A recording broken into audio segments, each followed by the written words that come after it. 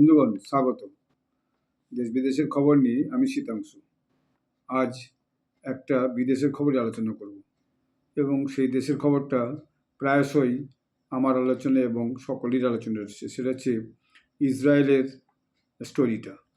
এখন ইসরায়েলের সঙ্গে বিভিন্ন দেশের ওই যে মধ্য এশিয়ায় লড়াইটা বিভিন্ন সময় লেগেই থাকে। আপনাদের এই নিয়ে আমি বেশ কয়েকটা ভিডিও করে শুনিয়েছি। প্রথম হচ্ছে, দূরে থাকলেও ইসরায়েলের সঙ্গে ইরানের একটা বরাবর শত্রুতা আছে। তারপর ইসরায়েলের সাথে লেবাননের যে গোষ্ঠী হিজবুল্লাহ গোষ্ঠী, তাদের সাথে একটা সমস্যা আছে। এখন আমরা নতুন করে সিরিয়ায় যে নতুন এইচডিএস যে বিদ্রোহী গোষ্ঠী সিরিয়ার ক্ষমতা দখল করছে, তাদের সঙ্গেও একটা ইসরায়েলের সমস্যা তৈরি হয়েছে বা আছেই কম বেশি। এবং ইসরায়েল সিরিয়ার খানিকটা অংশ নাকি অকুপাই করেও রেখেছে। তো এইটা বাদ দিয়ে এখন যেটা ঘটেছে ঘটনা, সেটা হচ্ছে যে পরশুদিন গত বুধবার দিন হঠাৎ করে ইয়েমেনের যে হুথি বিদ্রোহীরা, যেটা একবার আমি আলোচনা করেছি, হুথি বিদ্রোহীরা তারা হচ্ছে বিভিন্ন সময় জাহাজ লুটপাট করে। ওখানে আরেবিয়ান সি আছে, আরব সাগর আছে তার নিচে, এবং তার পাশ দিয়ে একটা ছোট্ট মতো একটা হচ্ছে যে ক্যানেলের মতো গেছে, একটা ছোট্ট ইয়ের মতো গেছে। সেটাকে বলা হয়, আপনার ইয়েমেনের যদি মাপটা দেখেন, সেটাকে বলা হয় রেড সি।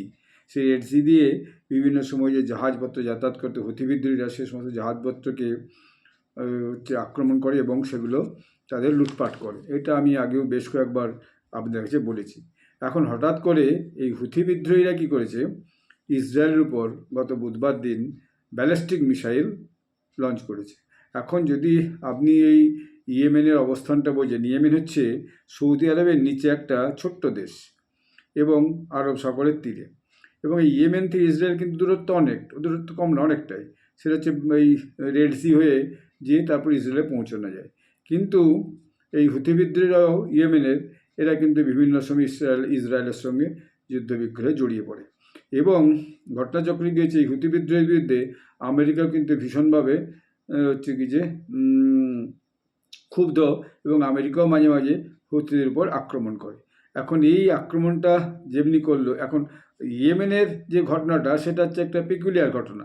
ইয়েমেনে একটা গণতান্ত্রিক দেশ বলা হয় রিপাবলিক অফ ইয়েমেন। ইয়েমেন যে অন্যান্য যে আরব কান্ট্রিগুলো আছে তার মধ্যে সৌদি আরব যথেষ্ট সম্পন্ন দেশ একটা। আচ্ছা, ইউএই, ইউনাইটেড আরব এমিরেটস বা দুবাই যাকে আমরা বলি, সেটাও যথেষ্ট একটা ধনী দেশ। কাতারও একটা যথেষ্ট ধনী দেশ। কিন্তু এই যে এই ইয়েমেনটা কিন্তু সেই অর্থে কোনো ধনী দেশ নয়, এবং এটা দীর্ঘদিন যাবৎ ইন্টারনাল কনফ্লিক্ট, নিজেদের মধ্যে যুদ্ধ বিগ্রহে লিপ্ত। এবং এই ইয়েমেনে এই দুটো তিনটে গোষ্ঠী বিভিন্নভাবে নিজেদের মধ্যে লড়াই যুক্ত। তার মধ্যেই এই হুথি বিদ্রোহীরা, এটা হচ্ছে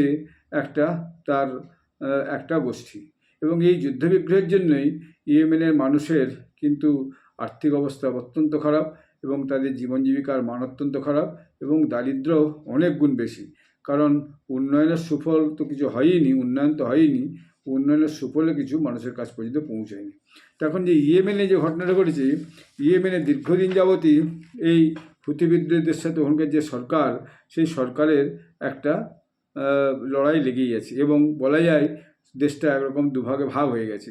যেমন ইয়েমেনের রাজধানী একটা অ্যাডেন হচ্ছে ইয়েমেনের রাজধানী বলে, কিন্তু সেই জায়গাটাকে হুথিরা দখল করে নিয়েছে, এবং হুথিরা বলে এইটা আমাদের জায়গা, আমাদের রাষ্ট্র।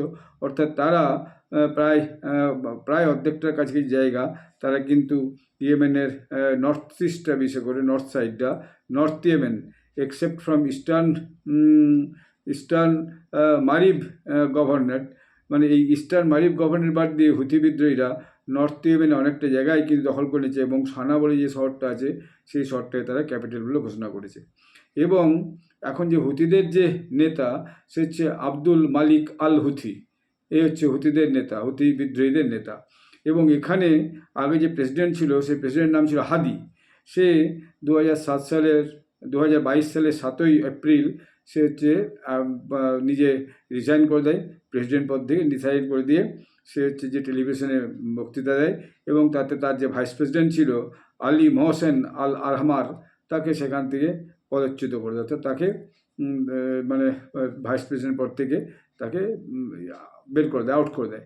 তো এর ফলে এবং তার সঙ্গে ওর নিজের একটা দ্বন্দ্ব ছিল, প্রেসিডেন্ট ভাইস প্রেসিডেন্টের মধ্যে একটা দ্বন্দ্ব ছিল, সেই জন্য তাকে বের করে দেয়। এবং এরপরে কী করেছে, সেখানকার যে পুরাতন ফর্মার যে ইন্টেরিয়ার মিনিস্টার ছিল তাকে সেখানকার প্রেসিডেন্টের যাবতীয় ক্ষমতা সে দিয়ে দেয়, president to the presidential leadership council. তার যে লিডারশিপ কাউন্সিল ছিল সেখানে সমস্ত দায়িত্ব রশিদ আল আলমিকে দিয়ে দেয়। সেই এখন ইয়েমেনের এখন যে সরকারি হুতি বিদ্রোহী বাদ দিয়ে বাকি যে অংশটা আছে সেই অংশটাতে সেই হচ্ছে কি যে বলা যে সেই এখন ওখানকার হচ্ছে যে সেই জায়গাটাকে সে শাসন করে। এবং এরা আরেকটা আলাদা রাজধানী এমনি করেছে। সেই রাজধানীটা হচ্ছে যে the capital of Yemen is distributed between two cities, Sana'a, the constitutional capital, and the seat of government for Houthis, Aden, the temporary capital declared by President Hadi. অর্থাৎ পরবর্তীকালে কী হয়েছে, ওই যে সানাটাকে সেটাকে প্রেসিডেন্সিয়াল ক্যাপিটাল করে নিয়েছে হুথিরা, এবং অ্যাডেনটাকে করে নিয়েছে ওই যে আপনার যে রশিদ আল আলমি, তারা অ্যাডেনটাকে নিয়ে বাকি অংশটা তারা সেখানটাতে ইয়ে করছে, কি বলে, রাজধানী করে নিয়ে সেখানটাকে পরিচালনা করছে। তো এরকম একটা অবস্থায় যেমনি এই হুতি বিদ্রোহীরা ইয়ের উপরে ইসরায়েলের উপরে ওই বুধবার দিন ব্যালিস্টিক মিসাইল লেগেছে, এবং তাতে কিছু ইসরায়েল একটা ক্ষতি হয়েছে, ক্ষতি মানে একটা জনপদে দিয়েছে তেল আবিবের কাছে, এবং তাতে একটা বড় স্কুল বিল্ডিং ভেঙে গেছে, এবং আরও কিছু লোক আহত হয়েছে। হতাহতের খবর সেখান থেকে পাওয়া যায়নি। তো এরই প্রেক্ষিতে কী হচ্ছে, ইসরায়েল তো কাউকে ছেড়ে কথা বলার নয়। সেই গতকাল বৃহস্পতিবার দিন একদম একদম মিলিটারি এরোপ্লেন পাঠিয়ে সে ওই যে হুতি বিদ্রোহীদের যে রাজধানী শহর সানা তার কাছাকাছি যে তৈল ভাণ্ডারের যে তৈল খনি আছে সেখানে, এবং ওদের যে অস্ত্রশস্ত্র থাকে সেই সমস্ত জায়গায় তারা, এবং ওদের যে যেখানে ওরা বিদ্রোহীরা থাকে সেসব জায়গায় তারা হানা দিয়েছে এবং বম ব্লাস্ট করেছে। তো এর ফলে কী হয়েছে, ওখানে 9 জন লোক মারা গেছে এবং বেশ কয়েকজন ইনজিওর্ড হয়েছে, এবং 3 জন তো ইনজিওর্ড হয়েছে, তাদেরকে সব হাসপাতালে দেওয়া হয়েছে। এর ফলে ওখানে আবার একটা ইসরায়েলের সঙ্গে ইয়েমেনের একটা যুদ্ধ লেগে গেছে। আজকে দেখছিলাম ইসরায়েলের যে হ্যান্ডেল আছে IDF, ইসরায়েল ডিফেন্স ফোর্স, ওরা একটা ওখানকার প্রধানমন্ত্রী নেতানিয়াহুর একটা ভিডিও জারি করেছেন। তিনি একটা ওই এরোপ্লেনে করে ওই সমস্ত জায়গা পরিদর্শন করছেন, এবং ওদের যে মানে ডিফেন্স মিনিস্টার, সে ডিফেন্স মিনিস্টার বলছে যে কোনো দেশ যদি ইসরায়েলের ক্ষতি করতে চায় তাকে আমরা কিন্তু সহজে ছেড়ে কথা বলবো না, সে তার উপযুক্ত 10 গুণ শাস্তি পাবে। এবং নেতানিয়াহু, যিনি ওখানকার প্রধানমন্ত্রী ইসরায়েলের, তিনি একটা ভিডিও জারি করে ওখানে বলেছেন যদি সেটা ওই জিওনিস্ট ভাষায়, জিউস ভাষায়, তো সেটা সঙ্গে সঙ্গে ইংরেজি ট্রান্সলেশন দেখাচ্ছে কী বলছেন। তিনি বলছেন যে ওরা হুতি বিদ্রোহীরা ইয়েমেনের ইসরায়েলের সঙ্গে যুদ্ধে জড়িয়ে পড়ে খুব ভুল করেছে, এর মাসুল ওদিকে গুনতে হবে, আমরা একটুখানিও ওদিকে ছেড়ে কথা বলবো না। এবং ওরা আমাদের যে সিভিলিয়ান এরিয়া সেখানে টার্গেট করেছে এবং স্কুল বিল্ডিং ভেঙে দিয়েছে, এটাকে কোনোভাবেই আমরা কিন্তু বরদাস্ত করব না, এবং আগামী দিনে ইয়েমেন এবং হুতি বিদ্রোহীরা তাদের উপযুক্ত শাস্তি পাবে। এবং আমরা যেটা করেছি এটা শুধু আমাদের জন্য করিনি, এটা সারা পৃথিবীর জন্যেই, যে পৃথিবীর on behalf of the world, আমরা সারা পৃথিবীর পক্ষ নিয়েই হুতি বিদ্রোহীদেরকে আক্রমণ করেছি, এই কথাটা নেতানিয়াহু বলেছেন, on behalf of the world. এবং এটাও বলেছেন যে US অর্থাৎ আমেরিকা নিশ্চয়ই বুঝতে পারছে যে কেন আমরা এখানে যুদ্ধ করছি এবং কেন আমরা হুতি বিদ্রোহীদের উপর আক্রমণ করছি, এটা নিশ্চয়ই আমেরিকা এখন বুঝতে পারছে। অর্থাৎ তিনি ঘুরিয়ে ফিরিয়ে আমেরিকার সমর্থনটাও নিজের বক্তব্যের মধ্য দিয়েই পেয়েছেন বা পেয়ে গেছেন, এটা বোঝানোর চেষ্টা করছেন। এবং এটা ঘটনা এই ইয়েমেনে হুতি বিদ্রোহীদের উপর আশপাশের সমস্ত দেশই খুবই ক্ষিপ্ত, কারণ তারা এই বিভিন্ন দেশের তৈল জাহাজ বা অন্যান্য মালবাহী জাহাজের উপর যেভাবে বিভিন্ন সব আক্রমণ করে, জাহাজ লুট করে, নাবিক দিকে মারধর করে, সমুদ্রের জলে ফেলে দেয়, খুন করে, মার্ডার করে, তো এই সমস্তগুলো কোনো দেশের আশপাশের, এমনকি যে মধ্য এশিয়ার যে ইসলামিক কান্ট্রিগুলো, তারাও খুব একটা পছন্দ করে না। কিন্তু এরকম তারা সরাসরি যুদ্ধে লিপ্ত হয়নি। কিন্তু এখন দেখা গেল ইসরায়েল আবার একটা ইয়েমেনের সঙ্গে নতুন যুদ্ধে এবং লিপ্ত হয়ে গেল, এবং তারা পরিষ্কার করে দিয়েছে যে আগামী দিনে কিন্তু ইয়েমেন এবং হুথি বিদ্রোহীদের কোনো অংশেই ছাড়া হবে না, এবং আগামী দিনে তারা এর পর্যাপ্ত শিক্ষা পেয়ে যাবে। অর্থাৎ দেখা যাচ্ছে যে মধ্য এশিয়াতে ইসরায়েলের সঙ্গে একটা লেবাননের যুদ্ধ, একটা প্রথমে ইসরায়েলের সঙ্গে গাজার যুদ্ধ একটা চলছে হামাসের সঙ্গে, সে গাজা যদিও প্রায় শেষ হয়ে গেছে।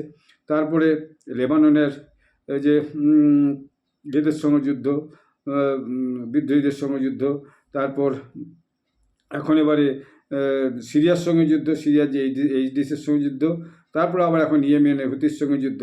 এই চারপাশেই বিভিন্ন যুদ্ধের দেশের সঙ্গে যুদ্ধে কিন্তু লিপ্ত হচ্ছে। তো এইটা ঘটনা পৃথিবীর লোক এটা মানতে শুরু করেছে যে ইসরায়েলের দম আছে বাবু, কাউকে ছেড়ে কথা বলছে না। আশপাশে নিজের দেশগুলো যেই ইসরায়েলকে আক্রমণ করছে কাউকে কিন্তু ছেড়ে কথা বলছে না, তার সঙ্গে সঙ্গে প্রত্যুত্তরে তার উপযুক্ত জবাব দিচ্ছে। এইটা কিন্তু সবাই বলছে। অর্থাৎ ইসরায়েল যে কাউকে ছেড়ে দেওয়ার পাত্র তা কিন্তু নয়। হ্যাঁ, সবসময় যে খুব সঠিক কাজ করছে এটা হয়তো নাও হতে পারে, কিন্তু নিজেদের স্বার্থ রক্ষায়, দেশের স্বার্থ রক্ষায় তাদের যা করণীয় সেটা কিন্তু তারা করছে, এবং তাদের উপর কোনো রকম আক্রমণ হলে তারা যে সেই আক্রমণটা সহজে মেনে নেবে না এইটা কিন্তু তারা ঘুরিয়ে ফিরে পরিষ্কার বুঝিয়ে দিচ্ছে, এবং সহজে কেউ ইসরায়েলের সঙ্গে লড়াই করতে চাইছেও না। আর ইয়েমেনে যেটা নিজেদের মধ্যে কনফ্লিক্ট, সেই কনফ্লিক্টটা মূলত সৌদি আরব এবং ইরানের কনফ্লিক্ট। ইরান একটা পক্ষকে মূলত যে বিদ্রোহী পক্ষকে পরোক্ষ সমর্থন করে, যদি ডাইরেক্ট সমর্থন, ইরান ওখান থেকে অনেক দূর, কিন্তু আজকাল তো সমর্থন মানে দূরে কেউ কাউকে সমর্থন করতে পারে না এমন কোনো ব্যাপার নয়। হ্যাঁ, আজকাল সমস্ত কিছুই কাছে, টেকনোলজির দিন এমনই হয়েছে। তো যদিও এই মুহূর্তে ইরান এই হুতি বিদ্রোহের সঙ্গে খুব একটা সমর্থন করছে বলে কোনো খবরে পাওয়া যায়নি, বা সৌদি আরবে যে সরকার পক্ষে খুব বেশি, যে ঘোষিত সরকার পক্ষ তাদের সঙ্গে খুব বেশি সাহায্য করছে বা তাদের পক্ষে আছে সেটাও কিছু কোনো খবরে কোনো প্রকাশ হয়নি। তো এটা পুরনো ঘটনা আর কি, যে ইয়েমেনে যে গোষ্ঠীদ্বন্দ্ব লড়াইটা লেগেছে এটা নাকি সৌদি আরব এবং ইরানের যুদ্ধ বলে বলা হয়। তো এর মধ্যে কতটা সত্যি তার কোনো স্বাক্ষর প্রমাণ তো আমার কাছে আমি পাইনি এই মুহূর্তে। তো পুরনো বেশ কিছু ঘটনার জন্য এটা হতে পারে আর কি। তো সেইটা আজকের একটা বিশেষ খবর যে ইয়েমেনের সঙ্গে ইসরায়েলের আবার একটা যুদ্ধ শুরু হয়েছেই বলা যায়। আগামী দিনে দেখা যাবে এই যুদ্ধটা থামে না আবার কতদিন চলতে থাকে। ধন্যবাদ, নমস্কার।